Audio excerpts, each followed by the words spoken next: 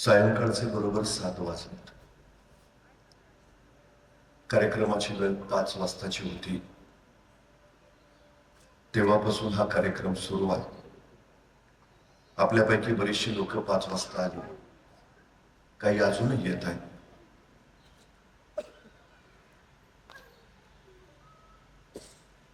वेळ ही आयुष्यातली फार महत्वाची गोष्ट आहे. ज्याला वेळेचं महत्व कळतं त्याला आयुष्याचं मोल कळतं. वेळ साठवता येत नाही, वेळ गोठवता येत नाही, वेळ घड्याळ बंद करून वाचवता येत नाही.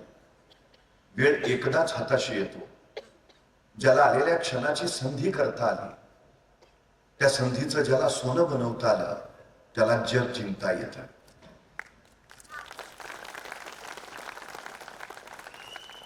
आपल्या सगळ्यांना विनंती एवढीच आहे की आपल्या मुलांना बाकी काही शिकवायच्या अगोदर पहिल्यांदा वेळेचं महत्व शिकवा.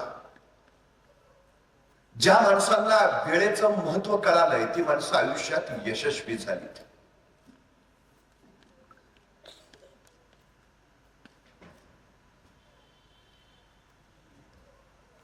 पाच वर्षाचं महत्व जर तुम्हाला माहिती करून घ्यायचं असेल तर निवडणुकीत पराभूत झालेल्या उमेदवाराला विचारा, तो सांगेल तुम्हाला 5 वर्ष किती महत्वाची.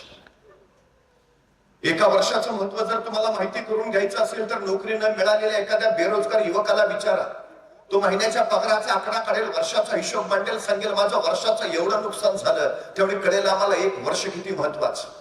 एका महिन्याचं महत्व जर तुम्हाला माहिती करून घ्यायचं असेल तर मातृत्वाच्या वाटेवर असणाऱ्या एखाद्या स्त्रीला विचारा, 9 महिन्यातला 1 महिना सुद्धा किती महत्वाचा. एका आठवड्याचं महत्व जर तुम्हाला माहिती करून घ्यायचं असेल तर एखाद्या साप्ताहिकाच्या संपादकाला विचारा, 1 आठवडा किती महत्वाचा. एका दिवसाचं महत्व जर तुम्हाला माहिती करून घ्यायचं असेल तर मजुरीनं मिळालेल्या एखाद्या मजुराला विचारा, तो सांगेल 1 दिवस किती महत्वाचा. मजुरी अभावी खोपट्यातली चूल ज्यावेळी पेटत नाही आणि चुलीतली आग ज्यावेळी पोटात पेटते त्यावेळी तो सांगेल तुम्हाला 1 दिवस किती महत्वाचा. एका तासाचं महत्व जर तुम्हाला माहिती करून घ्यायचं असेल तर जगचे अलेक्झांडरला जाऊन विचारा. जगाचा बादशाह होता, जगाचा सम्राट होता, पण मृत्यूशय्येवर पडला होता आणि आपल्या वैद्याकडे केविलवाणी प्रार्थना करत होता की फक्त 1 तास, फक्त 1 तास, 1 तास, 1 तास मला जगवा, फक्त 1 तास. त्या जगचे अलेक्झांडरला विचारा, 1 तास किती महत्वाचा. एका मिनिटाचं महत्व जर तुम्हाला माहिती करून घ्यायचं असेल तर अमेरिकेच्या वर्ल्ड ट्रेड सेंटरवर ज्या विमान हल्ला झाला, तो विमान हल्ला होण्यापूर्वी त्या इमारतीतनं फक्त 1 मिनिट आधी सुरक्षित बाहेर पडलेल्या एखाद्या इस्माला विचारा, 1 मिनिट किती महत्वाचा.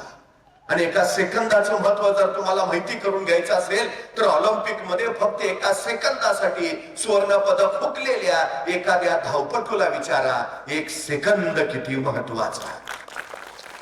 सेकंदा, मिनिटा, तासा, दिवसाचं मोल जर एवढं असेल तर आमच्या वाट्याला आलेल्या आयुष्याचं मोल किती असेल. वेळ फार महत्वाची आहे, फार महत्वाची. गेलेली वेळ परत कधीच येत नाही, ती एकदाच हाताशी येते. मराठीच्या प्रश्नपत्रिकेत एक प्रश्न असतो, एखादं वर्तमान काळातलं वाक्य दिलेलं असतं आणि कंसात लिहिलेलं असतं याचा भूतकाळ करा. एखादं भविष्य काळातलं वाक्य दिलेलं असतं आणि कंसात लिहिलेलं असतं याचा वर्तमान काळ करा. मराठीच्या प्रश्नपत्रिकेतला काळ उत्तर पत्रिकेत बदलता येतो, पण वास्तविक जगण्यातला काळ ना पुढे नेता येतो ना मागा आणता येतो. तो फक्त एकदाच अनुभवता येतो. ही सगळ्यात महत्वाची गोष्ट. त्यामुळे सगळ्यात आयुष्यात महत्वाची गोष्ट जर कुठली असेल तर ती आहे वेळ. सगळ्यात महत्वाची. दुसरी तुमच्या आयुष्यातली सगळ्यात महत्वाची गोष्ट जर कुठली असेल तर ती आहे पैसा. आपल्या मुलांना पैशाची किंमत पहिल्यांदा समजावून सांगा. ते कमावत नाहीत, पालक म्हणून तो तुमचा पैसा आहे, पण पैशाचं महत्व जर त्याला नसेल तर तो फक्त खर्च करत राहील. आणि तिसरी गोष्ट तुमच्या मुलाकडे आहे ती म्हणजे भावना. वेळ, पैसा आणि भावना या 3 गोष्टी त्याच्याकडं मुबलक आहेत. ज्याला कळतं या 3 गोष्टी खर्च करायच्या का या 3 गोष्टींची गुंतवणूक करायची, तो यशस्वी होतो. आमच्या पोरांना वेळ खर्च करायला सांगू नका. आमच्या पोरांना तो वेळ ध्येयासाठी गुंतवणूक करायला सांगा, म्हणजे आयुष्यभर तो वेळ त्याला परतावा देईल. आमच्या पोरांना पैसा खर्च करायला सांगू नका, तो पैसा योग्य ठिकाणी गुंतवा, म्हणजे आयुष्यभर त्याला तो परतावा देईल. भावना खर्च करू नका नको तिथं, त्या ध्येयाशी इतक्या समर्पित करा की आयुष्यभर त्याला त्याचा परतावा देतील. कुठलीही गोष्ट जी हातात येईल, खर्च नाही ती गुंतवायची, हे आमच्या एकदा पोरांच्या मनावर ठसवा, म्हणजे आयुष्यभर त्याला यशाचा परतावा मिळत राहील. सगळ्यात महत्वाची या सगळ्या गोष्टीच्या गरजेच्या एक महत्वाच्या ते आमच्या मुलांना कळाल्या पाहिजेत. आमच्या मुलांना फक्त जीवशास्त्र नाही, जीवनशास्त्र शिकवलं पाहिजे. आमच्या मुलांना फक्त चित्रकला नव्हे, चरित्रकला शिकवली पाहिजे. जीवशास्त्राबरोबर जीवनशास्त्र आणि चित्रकलेबरोबर चरित्रकला शिकवण्याचं एक विलक्षण केंद्र म्हणून उडान ऑलिम्पियड स्कूलची निर्मिती झाली आहे. गेली 30-40 वर्ष शिक्षण क्षेत्रात विद्यार्थ्यांना घडवणाऱ्या प्राध्यापक सुनील गायकवाडांच्या अनुभवी मार्गदर्शनाखाली हे स्कूल काम करत आहे. इथं फक्त ज्ञान दिलं नाही जाणार, इथं संस्कार दिला जाईल, इथं संस्कृती शिकवली जाईल. मानवी व्यक्तिमत्वाचे संशोधक आणि जीवशास्त्रीय अभ्यासक असं सांगतात, नुकतंच जन्माला आलेलं एखादं नवजात बाळ तुम्ही आम्हाला आणून द्या, त्याला काय बनवायचंय ते सांगा, आम्ही बनवून देतो. हवं ते बनवून देतो. काय बनवायचं आहे तुमच्या मुलाला? डॉक्टर बनवतो, इंजिनियर बनवतो, शास्त्रज्ञ बनवतो, क्रिकेटपटू बनवतो, अभिनेता बनवतो, तुम्ही म्हणाल ते बनवतो. शक्य आहे? अशक्य काय आहे? ओल्या मातीच्या गोळ्याला जर हवा तसा आकार देता येत असेल, तर जिवंत हाडा मांसाच्या गोळ्याला सुद्धा हवा तसा आकार देताच येतो. फक्त माती ओली हवी आणि मुलाचं वय संस्कारक्षम हवं. त्या सगळ्या संस्कारक्षम मुलांसाठी ही उडान ऑलिम्पियड स्कूल आहे. तुम्ही फक्त येऊन सांगा, आमच्या मुलाला डॉक्टर करायचं आहे, हे स्कूल तुमच्या मुलाला डॉक्टर बनवेल. तुम्ही फक्त येऊन सांगा, आमच्या मुलाला इंजिनियर बनवायचं आहे, हे स्कूल तुमच्या मुलाला इंजिनियर बनवेल. तुम्ही फक्त सांगा, तुमच्या मुलाला सर्वोत्तम गायक बनवायचं आहे, हे स्कूल त्याला गायक बनवेल. तुम्हाला जे हवं ते बनवणाऱ्याची फॅक्टरी म्हणून उडान ऑलिम्पियड स्कूल काम करत आहे. मग असे सांगितलं, इंग्रजी आमच्या स्कूलमध्ये आला तर तो बोलायला शिकणारच. तुम्ही जर म्हणाल ते अशक्य आहे, शक्य आहे, सगळं शक्य आहे. पूर्वी प्रभू श्री रामचंद्र सुद्धा 12 वर्ष गुरुकुलात राहत होते. 12 वर्षानंतर ते अयोध्येला आले. भगवान श्रीकृष्ण सुद्धा संदीपनी आश्रमातच होते 12 वर्ष. ही आमची पूर्वीची शिक्षण पद्धती आहे.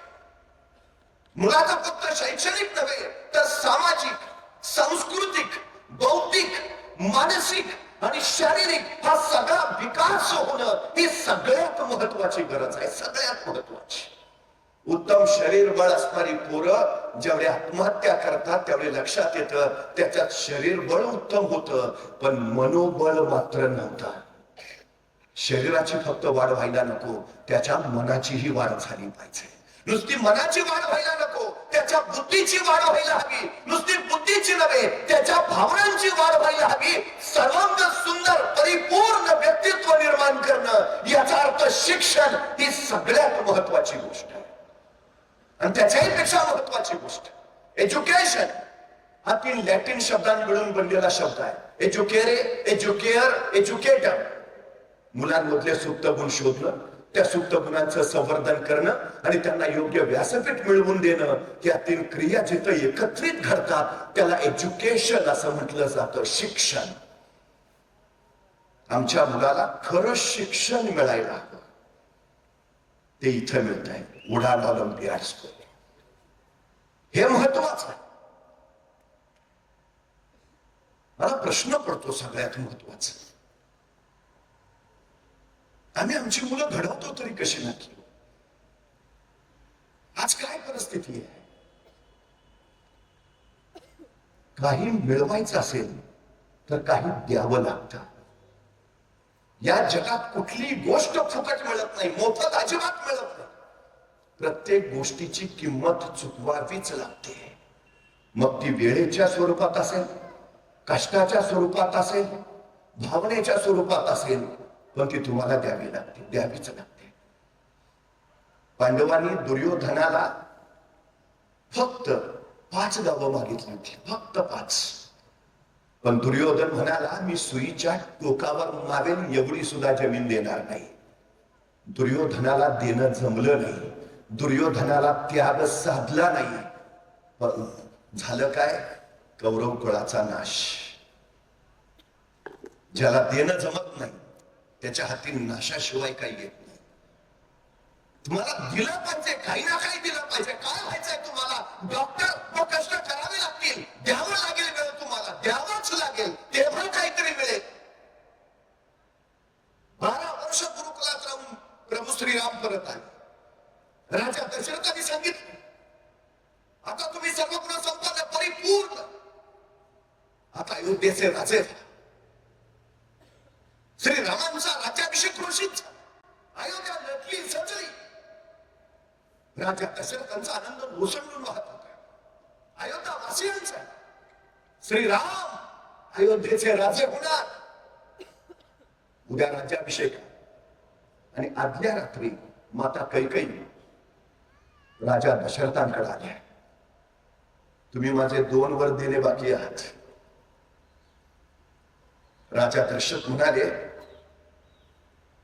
दुग्ध शर्खर आयोग, उद्या माझा राम राजा होतोय आणि तुम्ही आज तुमचे वर मागताय. उत्तम, मागा. आणि कैकेयी मातांनी पहिला वर मागितला, रामाला 14 वर्ष वनवास आणि दुसरा वर, माझ्या भरताला अयोध्येचं राज्य. राजा दशरथांच्या पायाखालची जमीन सरकली, डोळ्यातनं खळगी सुरू उघडला. पण तो काळ असा होता, प्राण जाय पर वचन ना जाय. पुढच्या क्षणी राजा दशरथांनी काळजावर दगड ठेवून श्रीरामाला बोलावलं. श्रीराम आले आणि राजा दशरथ म्हणाले, राम, तुम्हाला 14 वर्ष वनवासाला जायचं आहे. श्रीरामाने पुढच्या क्षणी प्रश्न विचारला, कधीपासून? का? कशासाठी? मी काय केलंय? माझं चुकलं का काही? मग आधीच सांगायचं ना. सगळ्या अयोध्येत बॅनर लावलेत आता, सगळी माझी फ्रेंड सर्कल आलं इथं, सगळी तयारी झाली आणि तुम्ही आता सांगताय मला? आपल्याला नाही सांगताय. ते काय असेल ते कैकेयी मातेला तुमचं तुम्ही सांगा. पण परंतु किंतु अजिबात नाही, अजिबात. एका क्षणात सगळं राज्य श्रीरामाने देऊन टाकलं. श्रीराम प्रभू का झाले? देणं जमलं. घेऊन जा, सगळं राज्य घेऊन जा. देवपदाला का पोहोचले? देणं. घेऊन जा. आता एखाद्या वडिलांनी म्हणावंच पोर आला, तू घरातनं निघून जा. ते पोरग लगेच वडिलांना म्हणतंय, तुम्हाला माहिती आहे का, घर आजोबांनी बांधलेलं आहे. जेवढा तुमचा अधिकार आहे तेवढाच आपला पण आहे. तुम्ही आपल्याला कायद्यानं घरातनं काढू शकत नाही. इतकी पीडित आहे. ही बदलती चित्र आहेत समाजातली. ज्या काळात माझ्या महाराष्ट्रातली पोरं शिकली नव्हती, माझ्या महाराष्ट्रात एकही वृद्धाश्रम नव्हता. पण माझ्या महाराष्ट्रातली पोरं शिकली आणि तालुक्याला वृद्धाश्रमांची निर्मिती झाली. जा एखाद्या वृद्धाश्रमात, अनेक म्हातारी जोडपी खितपत पडलेली दिसतील. सहज एखाद्याला प्रश्न विचारा, तुमची मुलं काय करतात? त्या वृद्धाश्रमातला म्हातारा सांगेल, माझा मुलगा डॉक्टर आहे, माझा मुलगा इंजिनियर आहे, माझा मुलगा वकील आहे, माझा मुलगा प्राध्यापक आहे. पण त्या वृद्धाश्रमातला एकही वृद्ध असा नाही म्हणणार की माझा पोरगा अडाणी शेतकरी आहे. कारण अडाण्या शेतकऱ्याचे आई बाप कधीच वृद्धाश्रमात जात नाहीत. ही सगळ्यात मोठी वस्तुस्थिती आहे. जातात कुणाचे? शिकल्या सवरलेल्यांचे. मग हे शिक्षण आम्ही देतो. आणि जी पोरं आई बापाला सांभाळू शकत नाही, ती पोरं समाज काय सांभाळणार? काय राष्ट्र सांभाळणार? शिक्षणासाठी बाहेर राहिलेली मुलं आई वडिलांपासून दुरावत नाहीत, उलट ते आई वडिलांवर नितांत प्रेम करतात. 12 वर्ष गुरुकुलात असून सुद्धा श्रीरामांचा राजा दशरथांवर एवढं प्रेम होतं की आपल्या पित्याचा एक शब्द 14 वर्ष वनवासाला निघाले. हा मान, हा सन्मान, हे पित्याचं स्थान इथं राहत. हे संस्कारातून येत. आमच्या मुलांना त्या संस्कारांच्या शाळेत घाला. ते सगळे संस्कार तुम्हाला उडान ऑलिम्पियाड स्कूल मध्ये मिळतील. सगळ्यात महत्वाची गरज आताच्या इथे ती आहे, सगळ्यात महत्वाची. नाहीतर आम्ही मुलं घडवतो कशातून, आम्ही जगतो कशासाठी? आमची मुलं घडावीत यासाठी. आम्हाला अभिमानानं गावातून चालता या. मुलगा डॉक्टर आहे, इंजिनियर आहे, वकील आहे, प्राध्यापक आहे, अभिमानानं सांगता या. आपल्या आयुष्याचं ध्येय तेच तर असतं. राम राम राबतो ना आपण. इथं मुलं बसली असतील आणि मला एका प्रश्नाचं फक्त उत्तर द्या. तुमची आई रात्री कधी झोपते तुम्हाला माहिती आहे? त्यांना एवढंच माहिती आहे की मी झोपलो तरी आईचं काम चालूच असतं. तुमची आई सकाळी कधी उठते तुम्हाला माहिती आहे? तो एवढंच सांगतो, मी उठतो त्यावेळी आई उठून कधीच कामाला लागलेली असते. ती कुणासाठी करते सगळं हे? ती कुणासाठी राबते? वडील दिवसभर कामाला जातात, कुणासाठी? वर्गात तुम्हाला 1 तास शिकवायचं असेल तर ते तुमचे शिक्षक आदल्या रात्री बसून अभ्यास करतात आणि मग दुसऱ्या दिवशी येऊन तुम्हाला शिकवतात. तुम्ही नशीबवान आहे, तुम्हाला शिकवू शकतील असे आई वडील तुम्हाला लाभलेत. तुम्ही नशीबवान आहे, उत्तम शिकवणारे शिक्षक तुम्हाला मिळतात. पण हे सगळं नशिबानं, संधी नशिबाने मिळते, यश नशिबाने मिळत नाही. ते कष्टांनाच मिळवावं लागतं. त्यामुळे ह्या सगळ्या गोष्टी उपलब्ध असणं हे तुमचं नशीब आहे. पण आता जे यश तुम्हाला मिळवायचं आहे त्यासाठी मात्र तुम्हाला कष्ट करणं अत्यंत आवश्यक आहे, अत्यंत गरजेचं आहे आणि काही कठीण नाही. एका जंगलातील झाडावर एक बुराक्याचा पोरगा झाडाची फांदी कुऱ्हाडीने तोडत बसला होता. इतका हुशार होता की ज्या फांदीवर बसला होता तीच फांदी तोडत होता. त्यामुळे त्याच्या हुशारीची तुम्हाला कल्पना येईल. तिथूनच त्या देशाचा प्रधान चालला होता. त्याने या बुराक्याच्या पोराला बघितलं आणि म्हटला, खाली पडायचेच उद्योग आहेत सगळे, ज्याच्यावर बसलाय तीच तोडतोय. म्हणजे ह्याला बुद्धी नाही हे लक्षात आलं, तो अडाणी आहे हेही लक्षात आलं. पण त्या प्रधानाच्या दुसरी गोष्ट लक्षात आली, गुराख्याचं पोरग असलं तरी देखणं होतं.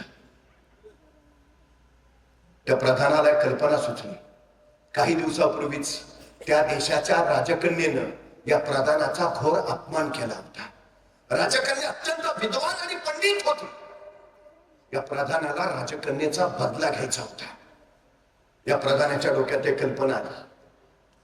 अत्यंत अडाणी आणि ढ असणाऱ्या या बुराक्याच्या पोराला जर आपण विद्वानाचं रूप दिलं आणि विद्वान पंडित म्हणून जर आपण याला राजासमोर उभा केलं आणि आपल्या विद्वान राजकन्येसाठी याच्यासारखा दुसरा वर नाही हे जर पटवून द्यायला आपण यशस्वी झालो आणि या विद्वान राजकन्येबरोबर हा अडाणी बुराकी जर लग्न करून बसला तर माझा बदलाच पूर्ण होईल.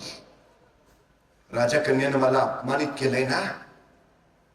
त्यानं त्या बुराक्याला पटवलं, त्याला खाली उतरवलं, त्याला देखण्या राजबिंड्या राजपुत्राचं रूप दिलं. तो अत्यंत विद्वान आहे असं भासवलं, राजासमोर हजर केलं, राजाला पटलं, राजकन्याला बोलावलं. आपल्या लग्नासाठी हा योग्य वर आम्हास वाटतो. राजकन्याने एवढंच विचारलं, विद्वान आहे का? हा विद्वान आहे, पंडित. राजकन्या म्हणाली, मग हरकत नाही. लग्नही झालं आणि लग्नानंतरच्या एकांतात या विद्वान राजकन्येनं पती झालेल्या या बुराख्याला पहिला प्रश्न विचारला. अस्ति कश्चित वाग्विशेष? तिनं प्रश्न संस्कृत मधनं विचारला. अस्ति कश्चित वाग्विशेष? अस्ति कश्चित वाग्विशेष? ह्याला मराठी नीट येत नव्हतं, ह्याला संस्कृत काय करायचं? ती प्रश्न विचारत राहिली. तिनं संस्कृत मधनं असं विचारलं होतं, की तुम्हाला वाङ्मयाचं काही विशेष ज्ञान आहे का? आता ह्याला कसलंच ज्ञान नव्हतं. काही क्षणातच भांडण फुटलं. राजकन्याला कळून चुकलं, हा ढ आहे, अडाणी आहे, हा विद्वान नाहीच आहे. आणि राजकन्या संतापली, त्याला आठवा बोलू लागली. त्या बुराक्याचा तिनं प्रचंड अपमान केला आणि त्या अपमानाला तो बुराक्याचा पोर संतापला, तडकन उठला आणि राजकन्याला म्हणाला, आता निघालो, परत येईल ना, विद्वान म्हणून परत येईल, विद्वान म्हणून परत येईल. आणि त्याच क्षणी त्या राजकन्येच्या पती झालेल्या बुराख्यानं राजवाडा सोडला, सरळ जंगलची वाट ठरली. जंगलात ज्ञान साधना करत राहिला, अखंड ज्ञान साधना करत राहिला. काली मातेच्या मंदिरात ज्ञान साधना केली म्हणून कालिदास झालेला हा बुराख्याचा पोर पुढे जाऊन महाकवी कवी कुलभूषण कालिदास ठरला, ज्यांनी मेघदूतासारखा अजरामर महाकाव्य लिहिलं. अरे बुराक्याचा पोर जर महाकवी कवी कुलभूषण कालिदास होत असेल तर आमच्या पोरांना अडचण काय आहे? बुराख्याचा पोर जर पिढ्यान पिढ्या भारावून टाकणारी रचना करत असेल तर आमच्या पोरांना अशक्य काय आहे? आमची पोरं काही बनवू शकतात, फक्त निश्चय हवा, निश्चय हवा. निश्चयाचा दृढ निश्चयात रूपांतर झालं की मग झपाटले पण येतं. हे झपाटले पण मग समर्पणात परावर्तित होतं आणि मग हवं ते यश मिळतं. निश्चय हवा. आम्ही निश्चय करतो 31 डिसेंबरच्या रात्री उद्यापासून या उतरणार त्या उतरणार. तो निश्चय जानेवारी पर्यंत पण टिकत नाही. निश्चय असा नको, तो दृढ निश्चय व्हायला हवा. जसा कालिदासाने केला तसा आमच्या मुलांना तो निश्चय करायला शिकला. सगळ्यात महत्वाची गोष्ट आहे ती. त्याला सांगा या जगात अशक्य काहीच नाही, काहीही अशक्य नाही या जगात, अजिबातच नाही. पण हल्ली काय झालंय, आमच्या पोरांमध्ये काय आहे हे आपल्यालाही माहित नाही, पोरांनाही माहित नाही. आपल्यात असलेल्या क्षमतांचं पात्रतेत रूपांतर करता आलं की मग योग्यता कमावता येते. पण त्यासाठी मुळात आपल्यात काय आहे याचा शोध तर लागला पाहिजे. क्षमता कळायला हव्यात. आमच्या पोरांमध्ये काय आहे हे कळलं की मग अडचण नाही कुठली. त्या क्षमता कुठल्या त्या शोधायचं काम हे स्कूल करेल.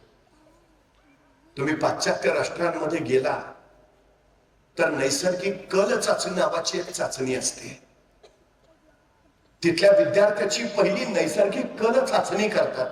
म्हणजे नैसर्गिक मुळात त्याला कुठल्या गोष्टीची आवड आहे, कुठल्या विषयाची आवड आहे. एखाद्याला चित्रकलेची आवड असेल तर तिथली शासन व्यवस्था सांगते तू फक्त चित्रच काढ, म्हणून त्यांचे चित्रकार जागतिक कीर्तीचे आहेत. जपान सारखं एवढंच राष्ट्र ऑलिम्पिक मध्ये 100 सुवर्ण पदक घेऊन जातं आणि 100 कोटीपेक्षा अधिक लोकसंख्या असणाऱ्या भारताला कसं बसं फक्त एखादं पदक मिळतं. याचं कारण काय? ज्याच्यात जे आहे त्याचा ते विकास करतात आणि त्याच्यातून त्याला घडवतात. आमच्याकडं काय आहे हेच कळत नाही, ही आमची सगळ्यात मोठी अडचण आहे. सगळ्यात मोठी. ते कळणं फार महत्वाचं आहे. एकदा ते कळालं की मग विकास झाला, मग प्रगती सुरू. मी अनेक मुलं बघितली. महाराष्ट्रात शेतकऱ्यांच्या आत्महत्येचा प्रश्न जितका गंभीर आहे ना, तितकाच विद्यार्थ्यांच्या आत्महत्येचा प्रश्न सुद्धा गंभीर आहे. ही मेडिकल इंजिनिअरिंगला जाणारी मुलं आत्महत्या करताना तुम्हाला जास्त दिसतील. कारण काय? कधी विचार केला नाही? आईची इच्छा आहे म्हणून आम्ही त्याला मेडिकलला पाठवतो, वडिलांची इच्छा आहे म्हणून आम्ही त्याला इंजिनिअरिंगला पाठवतो. त्याची इच्छा काय आहे आम्ही बघत नाही. गरज त्याची इच्छा काय, त्याचा नैसर्गिक कल काय हे बघणं फार महत्वाचं आहे. क्षेत्र आवडीचं असलं की माणसं आवडीनं करतात. क्षेत्र नावडतं असलं की माणसं त्याचं ओझं समजून ती जबाबदारी मानून टाळायचा प्रयत्न करतात. आमचं मुलगा निकोप आणि निर्मळ परिस्थितीत शिकला पाहिजे, आवडीनं शिकला पाहिजे, तेव्हा तो पुढे जाईल. हे सगळ्यात महत्वाचं आहे. त्याची आवड पाहायला हवी. सचिन तेंडुलकरच्या वडिलांना तो 4थीत असतानाच कळला हा उत्तम फलंदाजी करतोय. आणि रमेश तेंडुलकरने सांगितलं, सचिन तू फक्त क्रिकेटच खेळ, तुझ्या तोच गुण आहे. 4थी पासून सचिन तेंडुलकर फक्त क्रिकेटच खेळत राहिला. सचिन तेंडुलकर 12वीला इंग्रजीत नापास आहे, पण आज 12वीच्या इंग्रजीच्या पुस्तकात सचिन तेंडुलकर वर धडा आहे. यशाचा धडा गिरवायला एवढा धडा पुरेसा आहे. आत जे आहे ते बाहेर काढा. बाहेरून काही त्याच्यावर लादायचा प्रयत्न अजिबात करू नका, अजिबात नका. या जगात दुसरा कुणी तुमचा पराभव करू शकत नाही. या जगात फक्त तुम्हीच तुमचा पराभव करू शकता. या जगात दुसरा कुणी तुम्हाला बंधनं घालू शकत नाही. या जगात फक्त तुम्हीच तुम्हाला बंधनं घालू शकता. या जगात दुसरा कुणी तुम्हाला विजयी करू शकत नाही. या जगात फक्त तुम्हीच तुम्हाला विजयी करू शकता. पराभव पहिल्यांदा रणात नाही, पराभव पहिल्यांदा मनात होतो. जी माणसं मनानं पराभूत असतात रणात जिंकूच शकत नाहीत, आणि जी माणसं मनानं जिंकलेली असतात रणात पराभूतच होत नाहीत. रण कुठलाही असो, ते जिंकायचं असेल तर मन घडणं महत्वाचं आहे, सगळ्यात महत्वाचं. आमच्या मुलांची मन घडवा, मग आयुष्याची रण जिंकतील ते. हे मन घडवणं घडायला हवं. एका कैद्याला मृत्यूदंडाची शिक्षा दिली. तत्कालीन काळात मृत्यूदंड द्यायचा म्हणजे फासावर चढवायचं, पण काही शास्त्रज्ञांना प्रयोग करायचे होते. त्यांनी न्यायमूर्तीला विनंती केली, या कैद्याला फासावर न चढवता विषारी सर्पाचा दंश देऊन मृत्यूदंड देऊया. न्यायमूर्ती म्हणले हरकत नाही. त्याच दिवशी कैद्याला सांगितलं, परवा सकाळी 11 वाजता तुला विषारी सर्पाचा दंश होईल आणि तू मरशील. 2 दिवस त्या कैद्याच्या डोक्यात एकच विचार राहिला, मला विषारी सर्पाचा दंश होईल आणि मी मरेन. शिक्षेचा दिवस उजाडला, कैद्याला बाहेर काढलं. शास्त्रज्ञ अधिकारी आले, त्याला सांगितलं, आता काही वेळात तुला विषारी सर्पाचा दंश होईल आणि तुला शिक्षा दिली जाईल. त्या कैद्याच्या डोळ्यावर पट्टी बांधली गेली आणि प्रत्यक्षात विषारी सर्पाचा दंश करण्याऐवजी शास्त्रज्ञांनी 2 टाचण्या घेतल्या आणि त्याला टोचल्या. झाला दंश झाला. अर्ध्या तासात त्या कैद्याच्या तोंडातून फेस आला आणि पुढच्या 1.5 तासात त्या कैद्याचं शरीर काळनिळ पडून तो मरण पावला. प्रत्यक्षात विषारी सर्पाचा दंश झाला होता का? नाही. विषारी सर्प तुम्हाला मारत नाही, तुमच्या मनातला विचार तुम्हाला मारून टाकतो. जग तुम्हाला घडवत नाही, तुमच्या मनातला विचार तुम्हाला घडवतो. या जगातली कुठलीच गोष्ट एकदा तयार होत नाही, ती 2दा तयार होते. माझ्या पुढचा हा माईक एकदा नाही 2दा तयार झालाय. पहिल्यांदा बनवणाराच्या मनात, मग प्रत्यक्षात. राईट बंधूंनी विमान बनवलं, एकदा नाही 2दा तयार झालं. आधी राईट बंधूंच्या मनात आणि मग प्रत्यक्षात. काय व्हायचंय तुम्हाला? डॉक्टर? आधी मनात व्हावं लागेल, मग प्रत्यक्षात व्हाल. काय व्हायचं? इंजिनियर? आधी मनात व्हावं लागेल, मग प्रत्यक्षात व्हाल. जे व्हायचंय ते आधी मनात, मग प्रत्यक्षात. तुमचं हे मन घडवायचं काम हे स्कूल करेल. उडान ऑलिम्पियाड सगळ्यात गरजेची गोष्ट आहे ती, हे मन घडवणं. लॉ ऑफ अट्रॅक्शनचा एक नियम आहे, ज्या गोष्टीचा तुम्ही सतत विचार करा तीच गोष्ट तुमच्या समोर येते. कशाचा विचार करता? मला डॉक्टर व्हायचंय, डॉक्टर व्हायचंय, डॉक्टर व्हायचंय. होणार. मला जमेल का नाही, जमेल का नाही, जमेल का नाही, नाही जमणार. जग ठरवत नाही तुम्ही कोण होणार, तुम्हीच ठरवता तुम्ही कोण होणार. आमच्या मुलांना त्या सामर्थ्याचं बनवा जे योग्य विचार ते करू शकतील. स्वतःला घडवण्याचा, स्वतःला पुढे नेण्याचा, ही सगळ्यात महत्वाची गोष्ट आहे. सगळं त्याच्यात काही नाही असं नाहीच आहे, सगळ्या गोष्टी आहे. आणि असलं नसलं तरी फरक काय पडतो? वाटलं पाहिजे बस. मला एका प्रश्नाचं उत्तर द्या, जंगलातला सगळ्यात उंच प्राणी कोण? जिराफ. जंगलातला सगळ्यात वेगवान प्राणी कोण? चित्ता. जंगलातला सगळ्यात धुपाळ प्राणी कोण? हत्ती. जंगलातला सगळ्यात हुशार आणि धूर्त प्राणी कोण? कोल्हा. आणि जंगलचा राजा कोण? का? सिंह का? तो जिराफासारखा उंच आहे? तो चित्त्यासारखा वेगवान आहे? तो हत्तीसारखा ताकदवान आहे? तो कोल्ह्यासारखा हुशार आहे? नाही. मग सिंह राजा का? सिंहाला कुणीतरी विचारतं तू राजा का? सिंह म्हणतो मला वाटतं म्हणून. जगाला काय वाटतं याच्यावर तुमचं घडणं अवलंबून नाही. तुम्हाला काय वाटतं याच्यावर तुमचं घडणं अवलंबून आहे. वाटू द्या अडचण काय आहे. आता ठरवा काय व्हायचं आहे ते. जितक्या लवकर सुरुवात कराल तितकी अधिक उंचीवर जाल. यशस्वी माणसांची गणित बघा. उशिरा सुरुवात करून उशिरा ठरवून माणसं मोठी नाही झाली. तुम्ही म्हणाल हा पोरगा लहान आहे असून जरा 12वी वगैरे झाल्यावर करू ना विचार. ओली माती तोवर सुकलेली असणार. किती मला उपयोग नाही, तुकडेच वाटणार.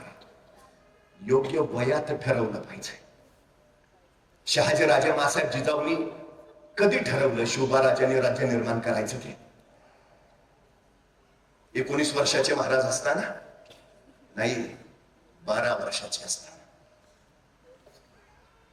12 वर्षाच्या शिवबाराचे आणि शहाजीराजे मासाहेबांनी ठरवलं थोरले पुत्र संभाजीराजे शहाजी राजांबरोबर कर्नाटकात राहतील आणि धाकटे पुत्र संभाजीराजे मासाहेब जिजाऊंच्या सोबत पुण्यात येतील.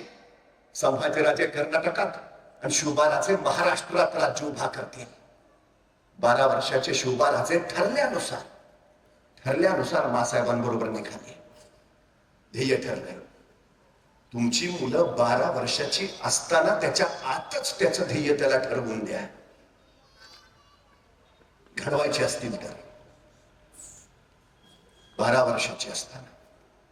नंतर उपयोग नाही. नंतरची पोरं आम्ही फार बघितली. एखाद्याला मी विचारतो बरं काय ठरलंय? नाही बघू ना. नाही पण काय करणार काय? नाही चाललंय ना. अरे पण काय? नाही बघू ना किती मार्क पडतायत. आणि नाही पडली तर नाही पप्पा म्हणलेत माझ्या जागेवर चिटकवतो. चिकन तुमच्या जागेवर चिटकवायचं असेल तर माझी अडचण नाही. मग चाललंय ते चालू द्या. पण घडवायचं असेल तर मात्र निर्णय घेतला पाहिजे. मुलाच्या 12 वर्षाच्या आत घेतला पाहिजे. ध्येय त्याच वेळी त्याला द्या. 12 वर्षाच्या शिवबाराजे मासाहेब जिजाऊंच्या सोबत पुण्याकडे निघाले. जाते वेळी एका पित्याने आपल्या या पुत्राला काय द्यावं? स्वप्न दिलं, ध्येय दिलं, महत्वाकांक्षा दिली. स्वतः शहाजीराजांनी संस्कृत मधून तयार केलेली मुद्रा आपल्या 12 वर्षाच्या पुत्राच्या हाती सोपवली. काय होता मुद्रे? प्रतिपक्ष चंद्र लेखेव विष्णू विश्ववंदिता शहसुनो शिवसैषा मुद्रा भद्राय राजते. 12 वर्षाच्या आपल्या पुत्राला पिता सांगतोय प्रतिपदेच्या चंद्रेच्या कलेप्रमाणे तुमचं राज्य वाढत वाढत जाईल आणि एक दिवस ते विश्वाला वंदनीय होईल. काय विश्वास आहे ते त्याला. शहाजीराजे असं नाही म्हटले तुम्हाला जमेल का? तुम्ही कराल का? नाही तुमच्याच्याने होईल का? सवालच नाही, जमणारच. मी वारंवार सांगतो आमच्या पोरांच्या चुका काढण्यापेक्षा त्यांचं कौतुक करायची संधी शोधा, म्हणजे पोरं इतिहास घडवतील. सगळं अडचण काढ आणि एकदा ठरला की सुरुवात करा. बाकी काही नाही. सुरुवात होणं फार महत्वाचं आहे. सगळ्यात महत्वाचं. जितक्या लवकर तितक्या. उडान स्कूल ते सगळं करेल. तुम्ही काही बाकी करायची गरज नाही. सांगा फक्त काय ठरवायचं आहे. सगळ्या क्षमता तुमच्या मुलात आहेत हो. काही नाही असं नाहीच आहे. फक्त अडचण अलीकडे झालीये काय सांगतो तुम्हाला. 2 गोष्टी झाल्या तुमच्या. प्रत्येक पालकाला काय वाटतं मला शिकता आलं नाही, पोरग शिकलं पाहिजे. उत्तम. मला त्यावेळी सायकल पाहिजे होती, मिळाली नाही. 2 वर्षाचा पोरगा असताना सायकल घेऊन ठेवली. जे मला मिळालं नाही ते माझ्या मुलाला सगळं मिळालं पाहिजे. सगळं देतोय आम्ही, सगळं. पण जे मूळ द्यायला हवं ते देतो का? आमची अडचण सगळ्यात मोठी तिथं आहे, सगळ्यात मोठी. नको त्या गोष्टी त्याला देऊ लागलो आहे, हव्या त्या गोष्टी त्याला नाहीये. मी परवा एका मुलाला सहज विचारलं, काय रे 100 मीटर पळशील का? तो 2 मिनिटं माझ्याकडेच बघत बसला. अरे म्हटलं 100 मीटर पळशील का? मग त्याने हळूच मला विचारलं, 100 मीटर म्हणजे किती? मला लक्षात आलं काय झालंय. मी त्याला म्हटलं काय खेळबिळ खेळतोस का नाही? मला सगळे खेळ खेळतो, क्रिकेट खेळतो, फुटबॉल खेळतो, हॉलीबॉल खेळतो, बॅडमिंटन खेळतो. म्हणलं एवढे सगळे खेळ खेळतो, दिवसभर मैदानावरच असतोस का काय? तो म्हटला मैदानावर नाही, मोबाईलवर खेळतो. म्हटलं मग बरोबर आहे, तुला 100 मीटर अंतर कळणारच नाही. मग त्याला सांगितलं इथून तिथपर्यंत जे अंतर आहे त्याला 100 मीटर म्हणायचं, पळशील का? म्हटलं करतो प्रयत्न. आता तुला काय 5 किलोमीटर पळायला सांगतोय का? 100 मीटर नाही, करतो ना प्रयत्न. बरं म्हटलं मला सांग, हे 100 मीटर अंतर पार करायला तुला किती वेळ लागेल? तो 5 मिनिटं अंतरच बघत बसलाय. आणि म्हटलं सांग ना. मग हळूच म्हटला 5 मिनिटं तरी लागतील 100 मीटरला. अरे हुसेन बोल्टचं ऑलिम्पिकचं रेकॉर्ड 9.58 सेकंदाचा आहे. म्हणजे हुसेन बोल्ट 10 सेकंदात 100 मीटर पळतो. तो 15 सेकंद मान, 20 सेकंद मान, 25 सेकंद मान, का 5 मिनिटं? माझं मला माहिती आहे ना. अरे तुला सांगितलं ना 5 मिनिटं लागतील. मला सुचायचंच बंद झालं. तेवढ्यात त्याचा मित्र धापा टाकत आला, हे पळ, कुत्रं पिसाळलंय. एवढ्या भयान वेगात पळत सुटला, 7 सेकंदात 100 मीटर. मी म्हटलं तुला का हुसेन बोल्टचं रेकॉर्ड मोडलंस? त्याला 10 सेकंद लागतात, तू 7 सेकंदात पळलास. म्हटला मग कुत्रा मागं लागलं होतं. म्हणजे 7 सेकंदात 100 मीटर पळायची क्षमता तुमच्यात आहे. बाहेर कधी आली? संकट आलं तेव्हा. मग संकट चांगली आहेत का वाईट आहेत? चांगली आहे. संकट तुम्हाला अडवायला येत नाहीत, संकट तुमची उंची वाढवायला येतात. अडथळे तुम्हाला रोखायला येत नाहीत, अडथळे तुमच्यातल्या क्षमता बाहेर काढतात. अडचणी तुम्हाला थांबवायला येत नाहीत, अडचणी तुमच्यातलं कौशल्य बाहेर काढतात. संकट, अडचणी, अडथळे यायलाच हव्यात, कारण त्याच तुम्हाला घडवतात. ही सगळ्यात महत्वाची वस्तुस्थिती आहे. सावलीत नका ठेवू आमची पोरं. आयुष्याच्या रणांगणात समर्थ योद्धे बनवायचं असेल ना, तर जाऊ द्या गुरुकुलात. जे पक्षी झाडाची फांदी सोडत नाहीत, ते पक्षी आभाळात फार मोठ्या भराऱ्यात येत नाहीत. आपल्या पिलानं आकाशात भरारी घ्यावी असं वाटत असेल तर तो जिथं बसतो ती पहिली फांदी मोडून काढा. मुलं घडवायची असतील तर घडण्याच्या वयात त्याला त्याच्या सगळ्या जाणीवा प्रगल्भ होऊ द्या. स्वतःच्या सुखदुःखाशी स्वतःला जाणीव होऊ द्या. ठेच काढू द्या, पडू द्या, रक्ताळू द्या, वेदना होऊ द्या त्याला. लढणं फिरणं करू द्या त्याला. वादळाशी झुंज ठेवू द्या त्याला. तुफानांचा सामना करू द्या. किती दिवस तुम्ही आहात? त्याचं आयुष्य मुकाबला त्यालाच करावा लागेल. त्याच्यासाठी त्याला समर्थ होऊ द्या.